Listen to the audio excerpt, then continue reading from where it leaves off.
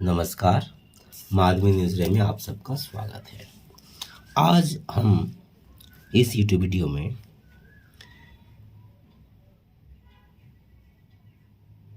ऐसे वाक्य का प्रयोग देखेंगे, बहुत महत्वपूर्ण है, जिससे हम बना नहीं पाते हैं, जानते हुए भी अर्थ भी समझ रहे हैं, पर जब इंग्लिश में करते हैं ना, बनाते हैं तो बनता नहीं। जैसे मैं बताऊं कि राम ने अपना घर बनवाया। अब राम ने अपना घर बनाया नहीं, बनवाया। समझिए बात को। जैसे मैंने एक पत्र लिखवाया, लिखा नहीं, लिखवाया। आपने चूल कटवाया, कटाया, काटा नहीं, कटवाया।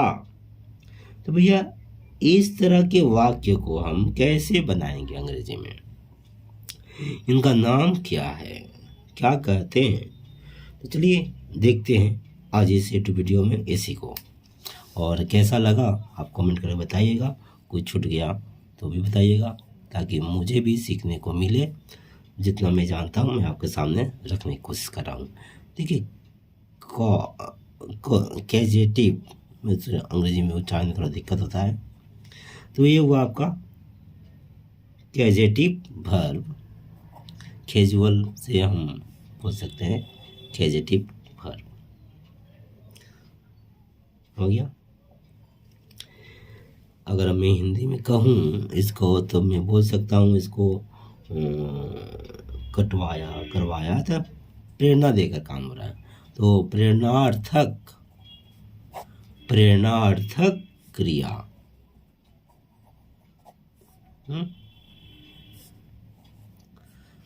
प्रेरणा के रूप में क्रिया में करवा रहा है। तो कैजुअल, कैजुअलिटी का हम प्रयोग करते हैं। मुझे लगा कि गलत नहीं है, देख लीजिएगा spelling. Causative verb, causative verb.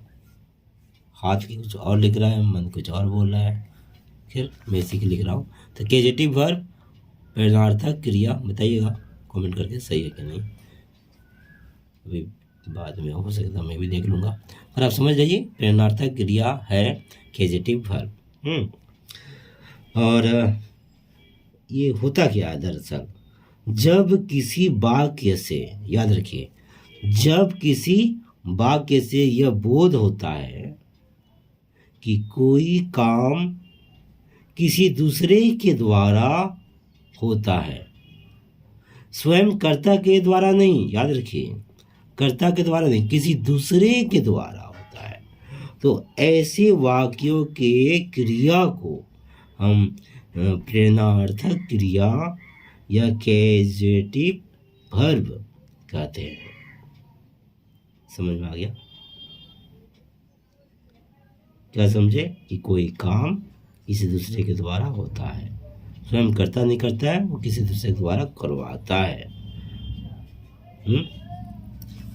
तो जैसे मैं उदाहरण में एक दो हिंदी बता दूंगा आपको, तो मैं इसका इंग्लिश भी कर दूंगा। जैसे कि मैंने घर बनवाया। एक वाक्य इंग्लिश की जगह मैं यहाँ छोड़ दे रहा हूँ। जब हम बनावट देखेंगे, ढांचा बता दूंगा, तो किस रूप में बनाना है तो आप प्रैक्टिस करेंगे हम लोग। तो मैंने घर बनवाया, उसने एक पत्र लिखवाया। चलिए, बनवाया ये तो पास्ट टेंस हो गया, तो फ्यूचर कर रहा हूँ। उसने एक पत्र, या उसने काट देंगे, वह एक पत्र लिखवाएगा, क्योंकि फ्यूचर में जब कर रहे थे ना, भविष्य में, तो उसने से नहीं बन रहा है वाक्य। उसने एक पत्र लिखवाएगा कैसे लग रहा है, तो वह एक पत्र लिखवाएगा। तीसरा, जैसे कि मान लीजिए, चलिए मैंने, या मैंने लिख दिया हूँ तो नाम लिख रहा हूँ, राम ने राम ने अपना केस, इसको चूल बाल बोलते हैं, केस लिख दे रहा हूँ, अपना केस, चूल बंगला में हिंदी वर्ड है, हो गया है, अपना चूल, अपना केस कटवाया, कटवाया। राम ने अपना केस चूल कटवाया है। मैं चूल हिंदी बंगला वर्ड भी हिंदी में होता है प्रयोग, हिंदी तो समझ रहे हैं, पश्चिम बंगाल का हूँ। राम ने अपना केस कटवाया है। तो ये जो है मैंने घर बनवाया, वह एक पत्र लिखवाएगा, राम ने अपना केस कटवाया। यहाँ पर जितना भी अब देख रहे हैं ये क्रियाएं बंधु प्रेरणार्थक क्रियाएं हैं। कर्ता खुद नहीं कर रहा है, किसी से करवा रहा है ना। तो ऐसे वाक्यों का एक बनावट है, ढांचा है, स्ट्रक्चर है। अब उस स्ट्रक्चर को याद रखिए। देखिए पहले क्या है, सब्जेक्ट लिखेंगे, जो कर रहा है करवा रहा है उसको सब्जेक्ट बोलेंगे, हालांकि करने वाला तो दूसरा कोई है, पर करवाने वाला को मैं यहाँ सब्जेक्ट बोल रहा हूँ, ठीक है, उसको लिखेंगे। उसके बाद हैव का प्रयोग करेंगे। हैव का जो भी अर्थ है, विल, सेल, तीनों रूप, जैसे have has present, had past, will have, shall have future, तीनों रूप हो गया। इसके बाद ऑब्जेक्ट, जो काम करवाया जा रहा है, जैसे यहाँ पर मैंने घर बनवाया, तो मैंने जो है सब्जेक्ट होगा आई, घर हो जाएगा ऑब्जेक्ट में, समझे। इसके बाद वर्ब का थर्ड फॉर्म, मैं वर्ब पूरा लिख दे रहा हूँ, VRB, इसका थर्ड फॉर्म, ये है बनावट, इसे याद रखें। सब्जेक्ट, हैव, ऑब्जेक्ट, वर्ब का थर्ड फॉर्म। कोई कोई बंधु यहाँ पर गेट का भी प्रयोग करते हैं, गेट। वैसे आप गेट का प्रयोग कर सकते हैं, पर गेट का प्रयोग से अच्छा रहता है हैव का प्रयोग। अधिक विद्वान मैंने देखा है, मैं स्वयं भी हैव का प्रयोग ही पसंद करता हूँ। परेशानी है, गेट का भी प्रयोग कर सकते हैं, गलत नहीं होगा, पर अधिक अच्छा माना जाता है हैव का प्रयोग। ऐसे जब गेट का प्रयोग करेंगे तो आप गेट, प्रेजेंट में गेट, गेट्स, पास्ट में गॉट, और फ्यूचर में विल गेट, सेल गेट। हाँ, तो ये रहा स्ट्रक्चर, बनावट। अब चलिए इस बनावट के आधार पर इसको बनाते हैं। तो मैंने घर बनवाया, सब्जेक्ट की जगह आई हो गया, बनवाया, बनवाया, मैंने घर बनवाया है। तो यहाँ पर ये बनवाया पास्ट टेंस है, तो हैव का पास्ट टेंस हो जाएगा हैड। आई हैड, मैंने घर बनवाया, इजी, मैंने का हो गया सब्जेक्ट आई, हैव की जगह हम लिखेंगे हैड, या गॉड भी लिख सकते हैं आप, आई गॉड, गेट का गॉट है, गेट का मैं अभी हैव से बता रहा हूँ, हमने हैड गेट का बता दिया है, जटिल ना करूँ। मैंने घर बनवाया, आई हैड, ऑब्जेक्ट क्या है, होम, अब हाउस भी लिख सकते हैं। तो आई हैड होम, अब ये वर्ब, वर्ब देखिए थोड़ा सा भाव का बात है, मैं बता रहा हूँ, होम की लिखना नहीं लिख रहा हूँ। हाउस, हम इमारत बनाते हैं, चार दीवारी खड़ा कर देते हैं ना, तो घर घर नहीं बनता है, वो मकान बनता है, हाउस। जब उसमें परिवार रहता है तो होम बनता है। तो भाई परिवार तभी नहीं बसा है, घर ही बना, मकान ही बना है। तो I had house, I had house, मेरे पास घर था, इस अर्थ में आ जा रहा है आई हैड हाउस। अब यहाँ छोड़ दे तो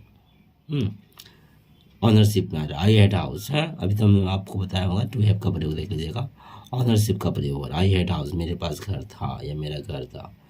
पर इसके बाद वर्ब का थर्ड फॉर्म लिखेंगे, BUILD,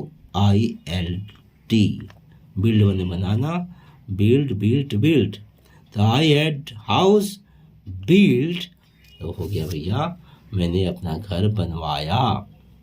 सिंपल, कितना आसान है। देखिए तीन अर्थ हो रहा है, आई हैड मेरे पास था, आई हैड हाउस मेरे पास घर था, आई हैड हाउस बिल्ट मेरे पास घर था, बनवाया, इस अर्थ समझिए। मैंने घर बनवाया, आई हैड हाउस बिल्ड, मेरे पास बना हुआ घर था, I had build house, build पीछे कर देंगे तो मैंने घर बनवाया। मैं अगर कहूँ मेरे पास बना हुआ घर था, हाँ, तो आई हैड बिल्ड हाउस, टूटा हुआ, मेरे पास टूटा हुआ घर था, आई हैड ब्रोकन हाउस, टूटा हुआ, ब्रोकन लास्ट में हो जाएगा तो आई हैड हाउस ब्रोकन, तो भैया अलग अर्थ हो गया, मैंने घर तोड़वाया हो जाएगा। समझ में आ गया। अब वह एक पत्र लिखवाएगा, वह सब्जेक्ट ही, ठीक है, लिखवाएगा फ्यूचर हो गया, तो उसके पास एक पत्र होगा, ही विल हैव, सिंपल देखिए, he will have a letter, इस अर्थ में समझिए आप, he will have a letter, उसके पास लेटर होगा, he will have a letter. अब रिटेन जब आप पीछे लगाएंगे तो लिखवाएगा हो जाएगा, और यही जब भैया आगे रहेगा लेटर के तो जगह लिखा हुआ खत होगा, he will have a return letter, उसके बाद लिखा हुआ खत होगा, और ये रिटर्न जब इधर हो जाएगा तो he will have a letter written, उसने पत्र लिखवाएगा। इतना आसान है ना। राम ने अपना केस कटवाया, राम ने अपना केस कटवाया, तो राम ने अपना केस कटवाया है, ठीक है, इसका प्रयोग है, राम के पास केस है, ये बात करें यहाँ पे, Ram has hair, Ram has hair, Ram has hair हो गया, राम हैज हेयर। अब आ गया, अरे अपना केस बोला तो हीज हेयर कर देंगे, चलिए मैं HIS हीज हेयर कर दूँगा, Ram has his hair, Ram के पास अपना केस है।